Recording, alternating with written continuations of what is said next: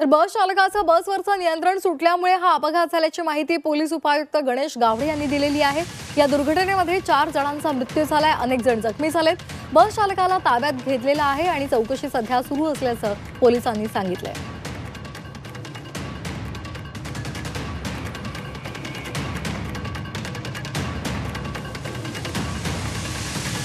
लोग अभी इस एक्सीडेंट में जो है वो उनकी डेथ हो चुकी है। क्या जानकारी है सर? कुर्ला में बेस्ट बस को अनकंट्रोल्ड हो गई और ड्राइवर ने कुछ व्हीकल्स को कुचल दिया। उसमें 25 लोग जख्मी हैं, 4 लोगों की डेथ हुई है।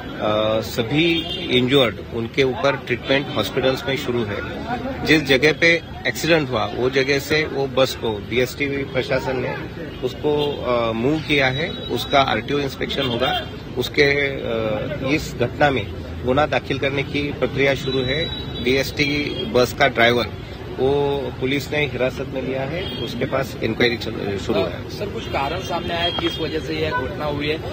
ड्राइवर ने कुछ ड्रिंक वगैरह किया था, ऐसी कुछ जानकारी है क्या? अभी ऐसा कोई भी कारण क्लियर नहीं हुआ है, लेकिन उसका इन्वेस्टिगेशन शुरू है।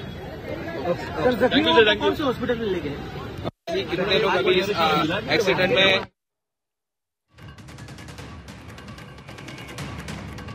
आणि या संदर्भात अधिक माहिती घेणार आहोत आमच्या प्रतिनिधी सीमा आढे यांच्याकडून। सीमा, काल बेस्ट बसचा अपघात झालेला आहे, 4 मृत्यू झालेला आहे, काही जण जखमी आहेत। सध्याची काय परिस्थिती आहे, सध्याची काय अपडेट आहे?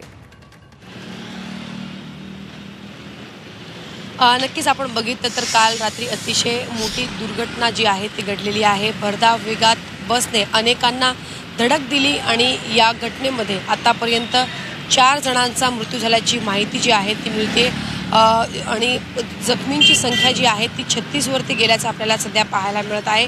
खरं तर काल ही घटना घडल्यानंतर तिथे तात्काळ पोलीस दाखल झाले, त्यानंतर बस चालकाला सुद्धा ताब्यात घेण्यात आलेलं होतं। मात्र आता सकाळपर्यंत जी आकडेवारी महापालिकेकडनं आपल्याला प्राप्त झालेली आहे त्यानुसार 4 जणांचा या दुर्घटनेमध्ये मृत्यू झालेला आहे। त्यामध्ये या 4 जणांमध्ये 3 महिला असल्याची माहिती मिळत आहे, तर एक तरुण असल्याचं कळतंय। तर 36 जण हे गंभीर जखमी असल्याची माहिती जी आहे ती मिळते। काही जणांना कुर्ला बाबा हॉस्पिटलमध्ये दाखल करण्यात आलेला आहे, तर काही जणांना सायन रुग्णालयामध्ये दाखल करण्यात आलेला आहे, तर काही जण स्वतः प्रायव्हेट हॉस्पिटलमध्ये उपचारासाठी दाखल झाल्याची माहिती जी आहे ती मिळते। खरं तर अतिशय आपण जर दृश्य काल रात्रीचे आपण जर बघितले तर त्या ज्या भागामध्ये बसने नागरिकांना धडक दिली तिथे प्रचंड गर्दी होती आणि त्या गर्दीमध्ये ही बस घुसल्यामुळे तिथे अनेकांना या बसने धडक दिली आणि मोठी दुर्घटना झाल्याचं आपल्याला बघायला मिळत आहे। सध्या ज्या परिसरामध्ये घटना घडलेली होती तिथे बस डेपो सुद्धा बंद करण्यात आल्याची माहिती मिळत आहे, कारण तिथे लोकांना तिथे जाण्यासाठी सुद्धा सांगितलं गेलं आहे। त्यांना तिकडे जाण्यास मनाई करण्यात आलेली आहे। संपूर्ण त्या घटनास्थळाची पाहणी पोलिसांकडनं सुरू आहे। त्याचसोबत आता काल रात्री म्हणजे घटना घडल्यानंतरच अपघात झाल्यानंतरच बस चालकाला पोलिसांनी ताब्यात घेतलं आणि बस चालकावरती सदोष मनुष्यवधाचा गुन्हा जो आहे तो दाखल करण्यात आलेला आहे।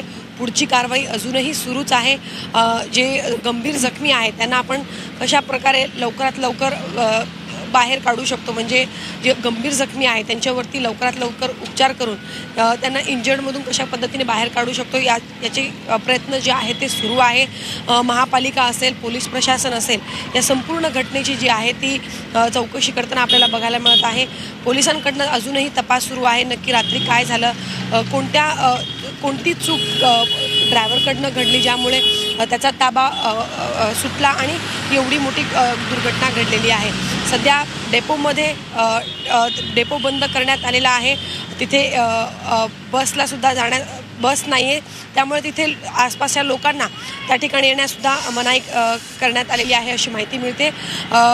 36 जण हे गंभीर जखमी असून काही जण आता याच्यामधून म्हणजे त्यांच्यावरती उपचार सुरू असून त्यांना बाहेर काढण्याचा म्हणजे लवकरात लवकर त्यांना ठीक करण्याचा प्रयत्न जो आहे तो सुरू आहे। अगदी धन्यवाद सीमा, आपण दिलेल्या या माहितीसाठी।